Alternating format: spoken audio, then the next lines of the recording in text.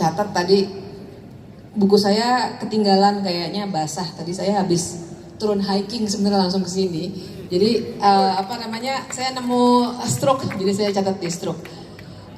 Pertama, saya bagi jadi 4 aja ya jawabannya. Pertama, saya mau menanggapi dulu soal gender. Teman-teman pernah nggak dengar kata-kata adil sejak dalam pikiran? Siapa yang ngomong, ayo? Nah, saya yakin para orang bijak lainnya juga pernah mengatakan hal serupa, tapi itu kan terkenal ya. Mari kita adil sejak dalam pikiran. Nah, saya ingin teman-teman jadi, kenapa misalnya ada atau para kebanyakan perempuan agak sungkan untuk maju ke depan? Kalau misalnya tadi teman-teman, wih namanya siapa segala macam, menurut teman-teman tuh aman nggak buat perempuannya? Serius saya. Teman-teman pernah dengar kata relasi kuasa nggak? Pasti pernah ya. Bayangkan bahwa mungkin saya, Prof. Nana, Mbak Via, teman-teman nggak berani teriakin karena kami berada di tempat yang teman-teman anggap, kami sih tidak menganggap begitu ya, tapi mungkin teman-teman anggap lebih tinggi. Maka teman-teman nggak berani melakukan itu ke kami, walaupun kami perempuan. Tapi kalau ada teman-teman yang sebaya, seperti teman-teman yang sangat berani maju ke depan, apa yang teman-teman lakukan? Sebenarnya teman-teman juga sudah menciptakan ruang yang tidak aman, atau kita bisa bilang tidak nyaman. Mungkin kalau banyak sekali yang nggak bisa relate ya, yang bisa relate itu biasanya perempuan memang. Jadi kalau misalnya banyak sekali orang yang bilang salah sendiri perempuannya nggak mau ikutan sih, kita cek dulu. Ruang yang diciptakan itu nyaman dan aman nggak? Nggak, serius saya. Serius saya. Seperti cerita saya tadi soal boys club di dunia politik, saya kasih ilustrasi ya.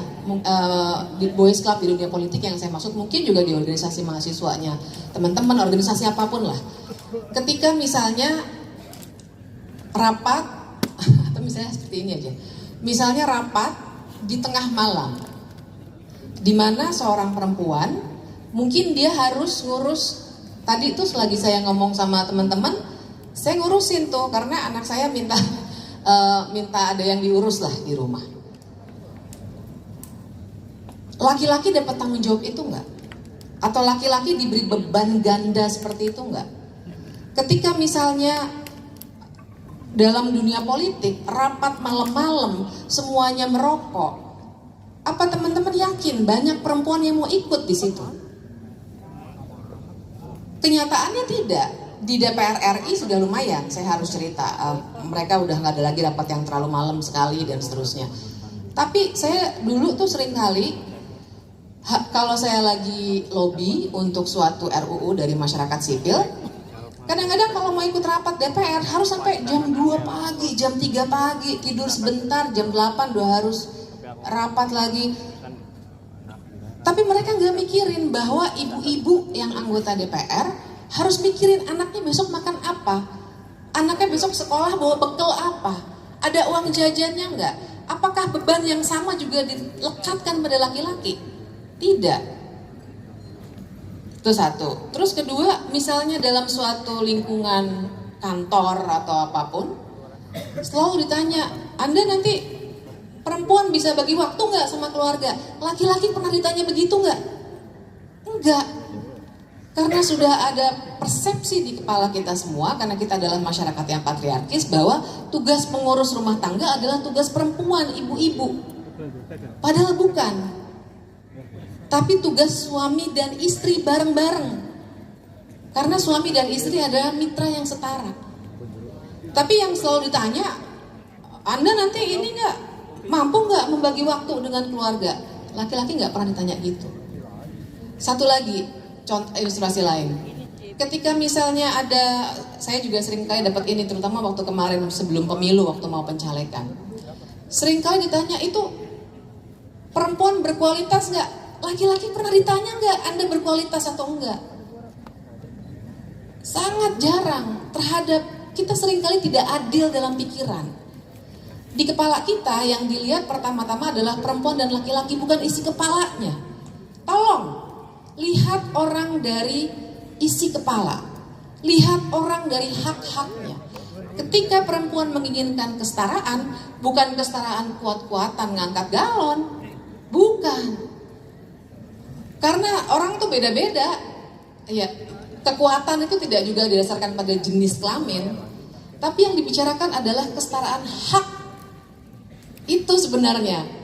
Bukan lomba lari mana nih pasti laki-laki yang menang. Ya, secara fisik kita memang berbeda gitu. Yang dibicarakan, jadi teman-teman juga jangan ikut-ikut tuh. Kalau ngomongin ada, oh feminis berani ngangkat galon nggak? Bukan itu urusannya. Urusannya adalah hak. Bukan adu kekuatan. Ya adu kekuatan beda fisik laki-laki sama perempuan. Perempuan malah menurut saya fisiknya lebih kuat. Siapa yang bisa begitu kuat menahan rasa sakit ketika melahirkan? Perempuan, coba laki-laki sekali-sekali rasain sakitnya kalau melahirkan. Jangan jauh-jauh deh sakitnya kalau menstruasi tiap bulan. Coba sekali-sekali rasain, bener. Soalnya ada penelitiannya itu, saintifik kan Bu ya. Ada penelitiannya, seorang laki-laki yang ditempelin alat yang bisa menyakiti, nggak kuat. Gitu. Jadi maksud saya, kita nggak adu kekuatan anyway. Saya cuma mengilustrasikan itu untuk memberikan catatan bahwa yang dibicarakan adalah hak. Bukan main adu kekuatan, bukan juga soal siapa yang paling keren dan seterusnya. Nah, saya ingin ngajak teman-teman untuk kita kalau mau mendorong perempuan untuk terlibat, kita pertama-tama harus menciptakan ruang aman. Di mana ada yang maju nggak diteriakin, namanya siapa? Nggak usah lah. Memang kalau laki-laki yang maju digituin juga. Benar, sama.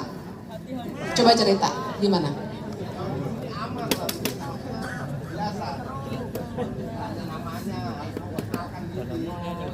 Iya beda kalau memperkenalkan diri. Tapi maksud saya kan tadi langsung ada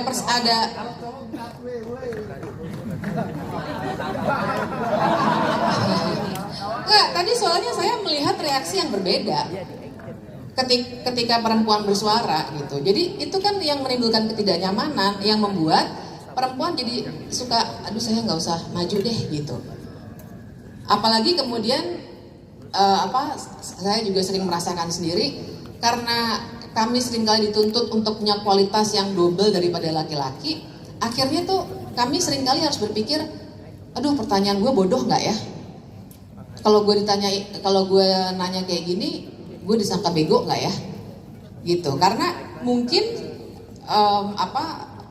akan beda-beda di setiap orang gitu ya. Maksudnya sebenarnya tidak tergantung jenis kelamin, tapi secara sosiologis kita memang ada di masyarakat patriarkis yang memang tuntutan, beban, dan bagaimana perempuan dibesarkan itu melahirkan pikiran-pikiran psikologis yang seperti itu. Jadi bebannya tuh banyak gitu. Perempuan nggak boleh gini, perempuan nggak boleh gitu, segala macam. Ya, jadi kita mikirnya bukan nggak bisa juga individu per individu belaka, tapi ada masalah struktural. Itu sebenarnya poin saya.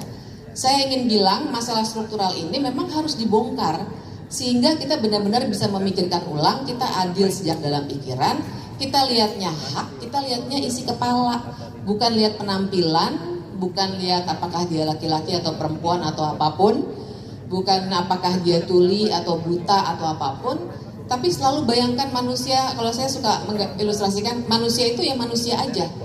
Kalau bicara HAM tuh harus begitu, kayak yang hangman gitu loh, bulat, garis.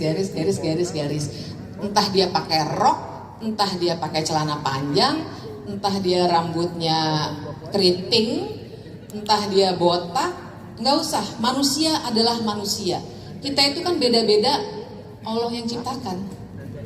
Allah yang ciptakan itu. Masa kita mau jadi besar-besarkan dan merasa bahwa suatu manusia lebih daripada manusia lainnya? Saya percaya bahwa Tuhan kita tidak seperti itu. Nah itu satu tuh. Kemudian yang kedua, saya ingin menanggapi soal Gen Z. Soal Gen Z, apakah itu harapan itu akan terrealisasikan? Tergantung dari bagaimana teman-teman akan bergerak setelah ini. Nah, mungkin saya gabungin aja sih sama jawaban-jawaban lainnya. Karena saya mau bilang begini, saya juga merasa bahwa saya Gen X ya, dan generasi lainnya memang seringkali tidak adil pada Gen Z. Karena saya merasa kami memberikan beban pada Gen Z. Wah, Anda adalah masa depan, Anda harus begini, Anda harus begitu, Anda memilih harus begini dan seterusnya. Tapi itu di satu sisi. Sementara di sisi lainnya tidak ada ruang yang cukup untuk berpikir, untuk berkreasi, untuk berdebat. Tapi justru banyak sekali kelemahan-kelemahan dari Gen Z itu yang justru dipolitisasi dan membuat kita semua juga tidak bisa membongkar asumsi-asumsi tentang Gen Z. Kan sekarang kan begitu kan, oh Gen Z itu sukanya cuma gini, Gen Z itu begitu kan ya. Gen Z itu kalau lihat nggak suka baca, sukanya cuma lihat medsos, nggak, udah percuma deh pokoknya gitu-gitu. Tapi kalau buat saya itu adalah suatu persepsi yang dibangun dan disebarluaskan yang sebenarnya tujuannya ya komersialisasi, politisasi dan lain sebagainya. Saya yakin sekali tidak semua Gen Z seperti itu. Tapi akhirnya itu yang dipotret karena itu mau dimanfaatkan untuk konsumerisme, untuk komersialisasi, untuk politisasi. Jadi sebenarnya Gen Z diobjektifikasi menurut saya. Dianggap sebagai satu generasi yang seragam, semuanya cuma suka main TikTok sama Instagram doang. Enggak, saya yakin teman-teman di sini bacaannya luar biasa, orang dari pertanyaannya aja udah luar biasa. Saya kagum dari dengar pertanyaan teman-teman. Nah, jadi apakah itu bisa terrealisasi? Kalau saya sih sangat optimis. Tinggal bagaimana teman-teman mau memaknai itu. Karena saya juga punya kekhawatiran kalau misalnya kita cuma menikmati label Gen Z atau muda dan seterusnya tanpa memaknai kata muda. Menurut teman-teman muda itu apa sih? Umur, mental. Saya setuju itu. Menurut saya muda itu adalah ketika teman-teman mampu melawan kemapanan berpikir. Bukan cuma melawan gitu ya, tapi kemapanan berpikir ini nih. Orang-orang yang lebih senior dari teman-teman yang muda itu udah nyaman sekali, dia punya kemapanan berpikir yang justru akan bisa jadi bagus sekali, jadi diskursif yang menarik sekali kalau teman-teman bongkar, teman-teman lawan kemapanan berpikir itu. Bukan ngelawan orang tua ya, tapi kemapanan berpikirnya itu. Oh, Gen Z kayak gini, terus kita nggak lawan kemapanan berpikir itu. Oh, Indonesia ini emang orangnya payah, nggak mungkin maju. Lawan kemapanan berpikir kayak gitu, salah. Dan seterusnya. Nah, jadi menurut saya itu tanggapan saya untuk pertanyaan berikutnya. Nanti yang dirty vote terakhir aja ya, karena sangat teknis. Tapi yang ketiga, saya mau soal kekhawatiran dan lain sebagainya ya. Catatan saya agak berantakan banget. Tapi saya mau bilang begini untuk menanggapi kekhawatiran kita hari-hari ini. Saya mau mengingatkan bahwa demokrasi itu bukan angka. Itu dulu deh yang mesti kita pegang. Saya percaya quick count, saya percaya quick count nggak? Saya percaya karena dia mengandung kebenaran metodologis. Metodenya jelas tuh quick count. Tapi yang tidak bisa diungkapkan oleh angka adalah bagaimana angka itu bisa sampai ke situ. Nah, jadi itu sebenarnya yang mesti kita bincangkan. Jadi kalau misalnya tadi saya sempat ngomong kan, banyak yang merasa wah dirty vote gagal tuh, tetap menang tuh misalnya gitu ya. Buat saya nggak merasa gagal sama sekali. Karena yang kami inginkan adalah ketika orang-orang mulai membincangkan bahwa angka-angka itu tidak ajaib muncul. Bahwa banyak sekali kemungkinan yang bisa terjadi dalam sebuah demokrasi. bahwa demokrasi itu bukan sekedar angka, tapi soal substansi demokrasi itu sendiri. Bagaimana kita didengar atau tidak didengar dalam sebuah sistem politik. Dan dengan itu saya ingin bilang bahwa saya ingin ngajak teman-teman jadi warga, bukan hanya pencoblos. Atau yang golput juga, bukan hanya orang yang menolak untuk mencoblos. Kita ini warga. Apa maksud saya sebagai warga? Warga dalam sebuah republik kan, republiknya, publik itu sebenarnya warga yang berdaya karena dia akan memperjuangkan hak-haknya. Jadi teman-teman, politik itu tidak 5 tahun sekali. Politik adalah setiap hari ketika kita memperjuangkan hak-hak kita. Hak untuk dapat hak tuh saya nggak usah ngomong yang terlalu jauh deh, yang sehari-hari aja. Hak untuk dapat pendidikan yang berkualitas dan terjangkau, hak untuk punya udara yang sehat kalau orang Jakarta, hak untuk kesehatan yang bisa dijangkau, orang miskin kok susah banget. Sekarang sudah ada BPJS, itu baik sekali, tapi itu contoh dari hak. Itu yang ingin saya katakan. Jadi sebenarnya dalam sebuah warga, dalam peran kita sebagai warga, itu bukan sekedar warga adalah warga negara yang baik adalah warga negara yang taat hukum, bukan. Warga negara yang baik adalah ketika ia bisa memperjuangkan hak-haknya setiap hari. Nggak usah nunggu 5 tahun lagi, 5 tahun lagi, 5 tahun lagi. Karena apa yang terjadi kalau kita cuma 5 tahunan nunggu? Apakah, ini pengalaman saya sendiri sih, kalau teman-teman pengalaman berbeda silakan nanti boleh di-share. Tapi kenyataannya, abis milih, suara kita didengar nggak? Pengalaman saya, tidak. Pengalaman saya yang mana? Contoh, 2019 reformasi di korupsi. Baru milih beberapa bulan sebelumnya, bulan September, revisi Undang-Undang KPK, reformasi di korupsi, demonstrasi ribuan orang di luar DPR, didengar nggak? Enggak. Revisi Undang-Undang KPK-nya tetap jadi. Sampai sekarang KPK-nya jadi seperti itu. 5 orang meninggal dunia, pelajar dan mahasiswa. Didengar nggak? Padahal kita baru aja nyoblos tuh. Undang-undang Cipta Kerja, ribuan orang demo. Didengar nggak? Gitu loh. Jadi saya mau bilang, jangan sekedar menggantungkan diri pada event 5 tahunan ini. Memang tiap hari kita harus perjuangkan hak kita. Nah, jadi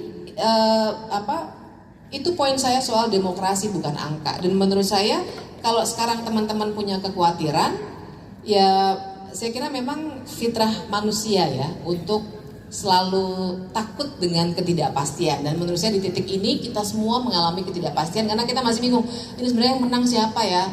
Kalau si ini yang menang nanti bagaimana ya? Kita masih bisa kayak gini nggak ya? Apa makin banyak orang dilapor-laporkan dan seterusnya dan seterusnya?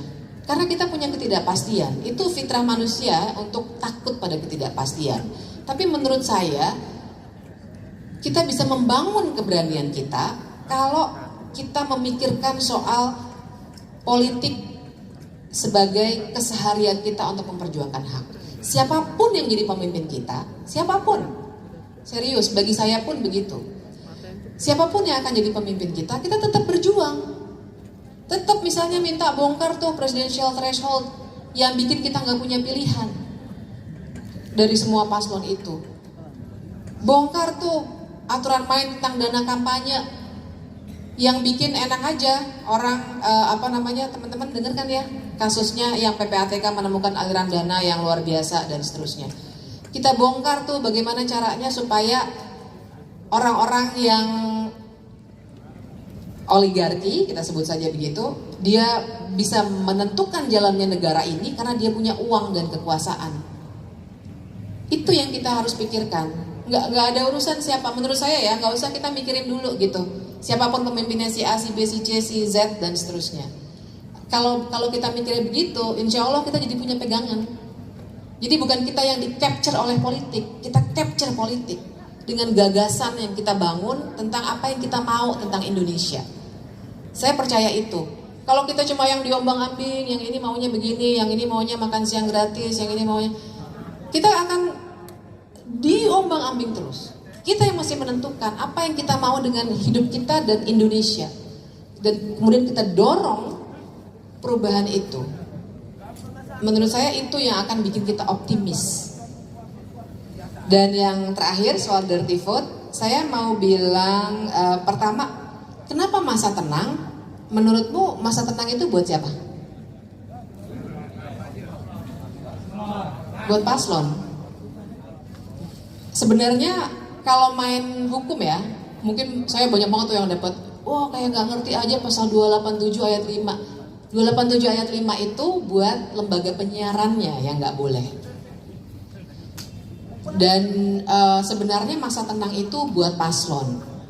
Jawaban legalnya begitu ya, jawaban legalnya. Jadi sebenarnya tidak ada masalah. Jadi teman-teman yang dilaporkan, yang kami dilaporkan dengan pasal 287 ayat 5 itu udah ditolak.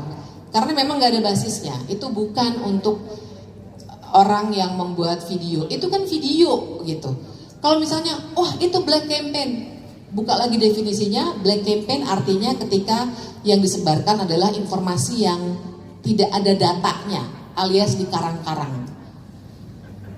Kalau teman-teman udah nonton Dirty Vote pasti sadar bahwa semua data yang ada di situ teman-teman udah lihat di media massa, di media sosial, bahkan dalam putusan Bawaslu dan putusan Mahkamah Konstitusi. Jadi nggak ada yang ngarang, jadi itu bukan black campaign. Nah, tapi jawaban teknisnya itu kan jawaban hukumnya. Jawaban teknisnya adalah kenapa dikeluarkan pada masa tenang? Karena sebenarnya pertama proses membuat film itu pendek sekali. Kami itu kan filmnya keluar hari apa? Minggu kan? Kami itu baru syuting hari Rabu. Nggak bohong saya, hari Rabu sama Kamis. Karena ada yang satu bagian yang ketinggalan. Rabu sama Kamis. Bayangin minggunya keluar, tuh teman-teman begadang berhari-hari untuk ngedit.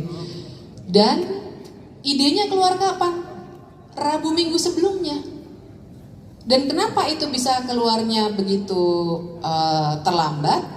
Karena memang Mas Dandi, sutradaranya, itu terinspirasi dari podcastnya yang pertama dia lihat itu punyanya Ferry Amsari. Kemudian dia lihat YouTube catatan-catatan saya dan Mas Uceng di YouTube dan seterusnya, terus dia bilang, wah ini mesti kita bikin filmnya. Dia kan memang filmmaker. Kalau saya sih bukan, saya dosen. Mas udah Ferry dosen, Mas Uceng dosen. Dia filmmakernya, terus dia bilang, wah ini cakep nih jadiin film. Baru 2 minggu sebelum diluncurkan, ide itu keluar, terus dia telepon kami. Udah. Jadi makanya kalau teman-teman notice, memang ada beberapa, ada kesalahan penyebutan, ada data yang nggak masuk. Memang jadi penuh kekurangan karena beneran syutingnya cuma 1 hari, hari Rabu sebelum dikeluarkan hari Minggunya. Nah itu teknisnya. Tapi yang juga menarik buat saya adalah ketika kami kan diskusi saling challenge tuh antara saya udah Ferry, Mas Uceng, Mas Dandi saling challenge dan ketika kami langsung bener juga ya ketika Mas Dandi bilang kita ini, karena dia perspektif, dia kan bukan orang hukum gitu, jadi buat saya pikiran dia segar selalu gitu. Dia bilang, kita ini selama ini nggak dikasih ruang untuk berefleksi Mbak. Karena selama pemilu, 75 hari, ya kan kita didera dengan putusan MK begini, terus MK begini, dan seterusnya, terus terdistraksi, pikiran-pikiran tercecer di mana-mana, dibantah-bantah, saya dimarah-marahin biasanya kalau lagi acara diskusi sama sebelah sana. Terus tiba-tiba udah ada peristiwa lain. Tiba-tiba ada debat. Udah, debat, tanggapi debat. Terus ada debat lagi. Kita nggak pernah ada ruang untuk refleksi. What's going on? Ini ada apa dengan 75 hari ini? Kita disuguhin terus, nggak ada ruang berefleksi sama sekali. Teman-teman paham kan maksud saya berefleksi? Diem, mikirin, gunakan akal sehat kita. Ini demokrasi kita mau dibawa kemana ya? Bukan sekedar saya mau milih siapa ya, tapi ini demokrasinya udah bener nggak ya? Kita nggak dikasih ruang untuk itu. Nah jadi saya pikir benar juga Mas Dandi untuk mengatakan bahwa pada masa tenang memang adalah waktu untuk kita sebenarnya berefleksi, mikirin lebih mendalam. Nah jadi makanya kemudian memang dikeluarkannya pada masa tenang. Karena kami ingin justru memberikan ruang untuk semuanya diem dulu, memikirkan sebenarnya apa yang terjadi, lagi-lagi nggak cuma mikirin siapa yang mau dipilih, dan mencoba untuk melihatnya dalam kerangka yang lebih besar, nggak berceceran di mana-mana. Kalau berceceran di mana-mana, bahayanya adalah kita nggak tahu lagi mana yang benar, mana yang salah, dan sebenarnya ini ada apa di balik ini. Nah, jadi sama aja kalau misalnya ada orang mungkin lihat kita dari jendela sebelah sana, mungkin dia nggak tahu, dia lihat cuma 10 orang di belakang dan seterusnya. Tapi kalau orang lihat dari atas, dia akan lihat, oh ini ada ribuan orang berkumpul dan seterusnya. Dia jadi punya gagasan. Mungkin mereka sedang berdiskusi. Nah, itu sebenarnya yang ingin kami lakukan. Kami ingin orang-orang punya helikopter view itu, cara melihat dari atas, oh ini yang tengah terjadi gitu. Nah, itu sih sebenarnya yang membuat, kira-kira terjawab nggak kenapa keluarnya di masa tenang. Apakah itu komoditas politik? Tergantung dari apa yang teman-teman maknai sebagai komoditas politik. Maksud saya gini, kalau komoditas politik mau dimaknai sebagai apakah itu produk dari orang-orang yang berkompetisi, saya tegas bilang tidak. Tidak ada satupun di antara kami yang anggota parpol manapun. Jadi kalau teman-teman dengar gosip, saya udah dapat partai juga sekarang, itu nggak benar. Nggak benar. Nggak ada 01, nggak ada 03, nggak ada uangnya, nggak ada donor, nggak ada apa-apaan. Kalau teman-teman maknai yang namanya komoditas politik sebagai itu. Tapi kalau teman-teman maknai komoditas politik sebagai sesuatu yang bisa membuat kita berpikir tentang politik, iya. Tapi apakah kami bertujuan buruk terhadap salah satu paslon? Tidak. Kalau teman-teman bisa maknai dengan melihatnya tuh jernih gitu ya, nggak dikotori dulu dengan apapun, teman-teman akan nangkep bahwa yang kami bicarakan adalah bahwa kekuasaan yang begitu besar di sebuah negara presidensial, di mana kepala pemerintahan adalah kepala negara, begitu dia disalahgunakan, dia bisa begitu dahsyat dampaknya. Ini belum pernah terjadi di negara ini. Misalnya teman-teman ada yang bilang, oh ada tuh Megawati sama Mbak Puan, iya. Tapi Megawati bukan presiden yang lagi pegang kekuasaan, bisa menentukan anggaran, bisa nyuruh aparat penegak hukum nangkep orang, bisa memerintahkan dan seterusnya. Ada tuh SBY sama AHY kok nggak dikritik? Dikritik juga, tapi levelnya beda. Kita kritik partainya karena dia mungkin punya relasi, dia memang punya relasi-relasi nepotisme, tapi levelnya beda. Kita bicara orang yang punya kekuasaan tertinggi di negara ini. Nah, jadi sebenarnya itu yang ingin kami ajak teman-teman untuk lihat dan bincangkan. Jadi bagi kami capaiannya, kalau mau memaknai komoditas politik sebagai capaian politik tertentu, capaiannya bagi kami adalah bukan terpilihnya atau tidak terpilihnya paslon, tapi apakah teman-teman mulai membincangkan tentang apa itu demokrasi. Teman-teman mulai mikirin dan berefleksi, demokrasi kita nanti ke depannya mau gimana ya? Kita mau nggak ya punya pola nepotisme yang seperti ini? Kita mau nggak ya punya pemerintahan yang ternyata tidak terlalu peduli dengan etik? Teman-teman mikirin itu dulu. Terserah mau milih apa. Asli. Kalau teman-teman ternyata milihnya yang sekarang sedang naik daun, nggak apa-apa, asli. Saya nggak akan membenci teman-teman karena itu bukan tujuan kami. Tujuan kami adalah membuka pikiran. Jadi mari buka pikiran dan jauhkan dulu dari prasangka-prasangka buruk. Karena menurut saya Indonesia memang harus kita bangun bareng-bareng dengan niat yang baik, dengan akal sehat, dengan kompas moral. Jangan lihat demokrasi sebagai cara untuk mendapatkan kekuasaan. Demokrasi itu adalah cara negara untuk memenuhi hak-hak warganya. Sebenarnya itu.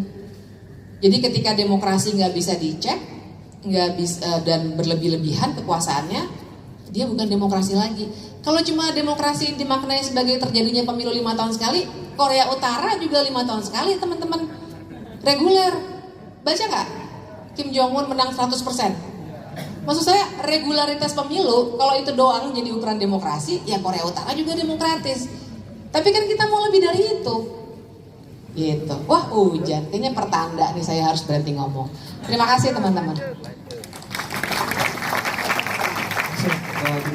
Ini kayaknya langsung pada defensif banget nih. Merasa tersinggung ya? Oh, ya kalau enggak bagus. Kalau merasa tersinggung ya nggak apa-apa, makanya mau saya jelaskan.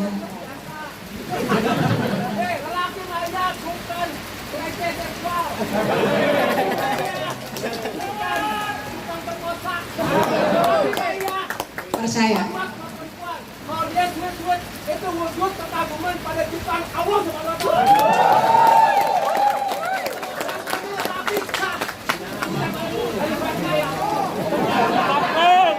Saya percaya betul. Saya percaya.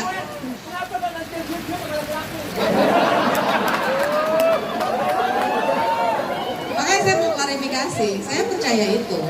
Tapi begini. Oke, makasih Mas. Jelaskan ya, sangat bagus ya. Oke, jadi kalau tadi teman-teman perhatikan, saya sebenarnya sedang mencoba membongkar pikiran teman-teman tentang semua hal di dunia ini. Berapa kali tadi saya sebut kita berada dalam masyarakat patriarkis. Makanya tadi saya kasih contoh di DPR, rapatnya begini. Di DPR itu boys club. Karena saya tidak sedang mereferensikan komunitas ini. Kalau saya mereferensikan komunitas ini, saya akan justru takut dan gak berani ngomong. Karena saya takut dikerjain pas keluar.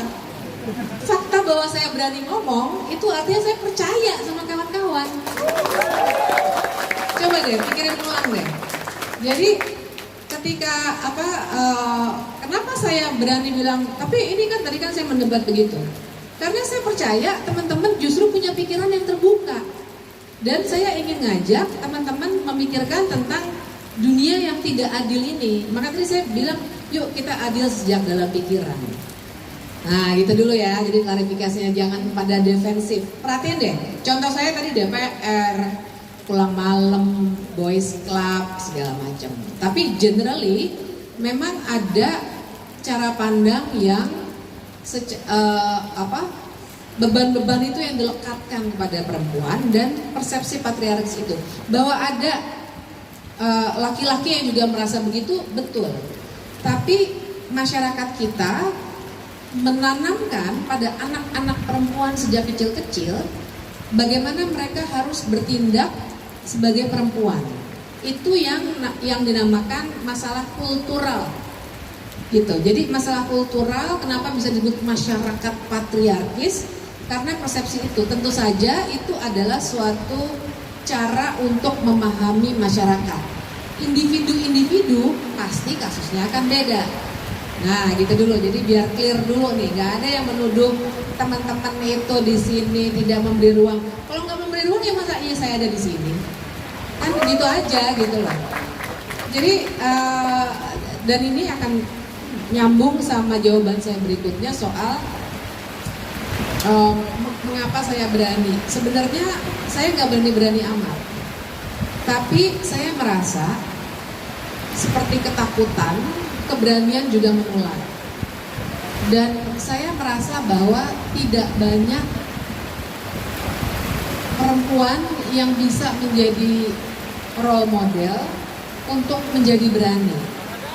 Jadi saya merasa adalah kewajiban saya yang punya privilege, yang punya keistimewaan untuk berada di tempat saya sekarang, diundang ke sini, bisa ketemu Mbak Via.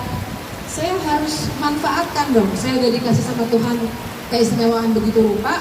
Kalau saya nggak gunakan untuk menebar keberanian juga di kalangan perempuan, maka saya sudah menyia-nyiakan anugerah itu. Sebenarnya itu aja sih. Kalau dibilang berani banget ada takutnya nggak? Ya ada juga. Cuma karena saya percaya takut itu hanya pada yang di atas. Saya percaya kalau saya benar, paling tidak menurut persepsi saya, ya saya harus ngomong. Itu aja sih. Dan mungkin dengan cara pandang kayak begitulah, kalau saya ngomong kadang-kadang ada yang merasa terserang gitu dengan gaya seperti tadi, dan untuk itu ya dimaklumi saja, karena begitulah cara saya untuk berkomunikasi, karena saya hobi membongkar pikiran orang. Saya hobi membongkar pikiran-pikiran yang mapan, dan saya pengen ngajak teman-teman untuk punya cara untuk berpikir seperti itu juga. Kita bongkar gitu, karena banyak banget tuh di kepala kita yang dicekokin dari kita kecil, yang mungkin kita terima begitu saja. Jadi minta maaf kalau gaya saya yang memang suka bongkar-bongkar pikiran orang itu ternyata menimbulkan persepsi yang berbeda. Tapi ya begitulah kira-kira. Dan sekali lagi, ketika tadi saya membicarakan soal gender, sebenarnya saya membicarakan tentang masyarakat kita yang patriarki secara umum, bukan komunitas ini. Sekali lagi, kalau saya merasa komunitas ini apa tadi Mas, tukang apa segala macam, ya saya nggak berani ngomong. Nanti saya keluar gimana, ya kan?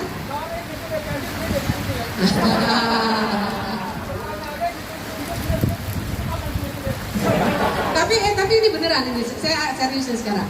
Hati-hati loh, kalau di undang-undang TPKS yang baru itu sweet tuh memang termasuk kekerasan seksual.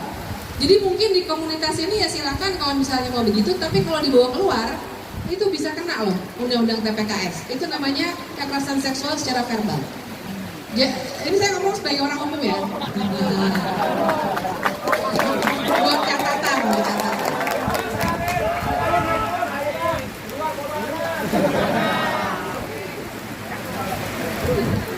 Mengenai cuacanya hujan, minta yang singkat.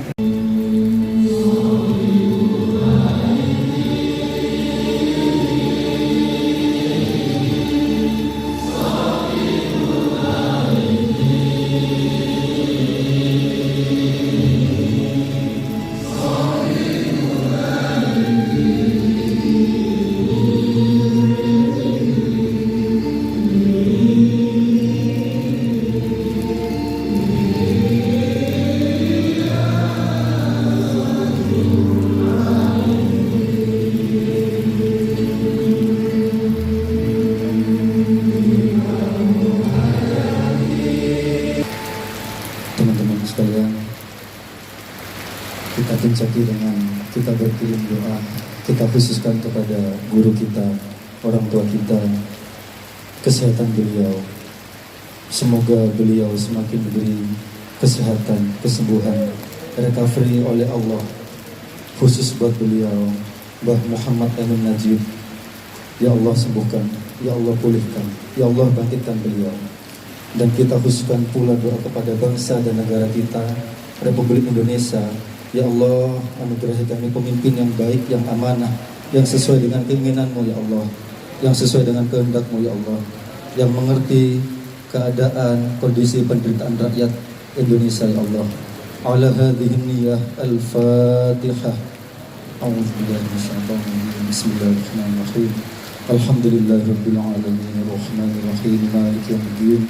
Iyyaka na'budu wa iyyaka nasta'in. Ihdinas siratal mustaqim. Siratal ladzina an'amta 'alaihim ghairil maghdubi 'alaihim waladdallin. Amin. Bersama-sama.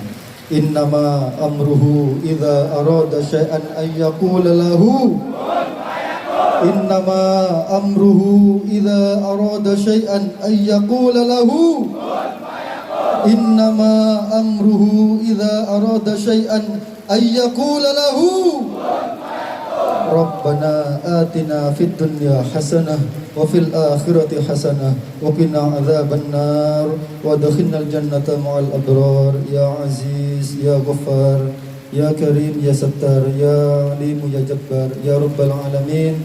Wa sallallahu ala sayyidina Muhammadin nabiyil ummi wa ala alihi wa sahbihi wa sallama tasliman katsira. Walhamdulillahi rabbil alamin. Allahumma salli ala sayyidina Muhammad. Sampai berjumpa teman-teman. Hati-hati di jalan. Kita ketemu di KC bulan berikutnya. Saling jaga satu sama lain. saling patut kita hati-hati. ucapkan Sampah-sampah yang bisa diambil di bawah tokoh monggo. nasionalis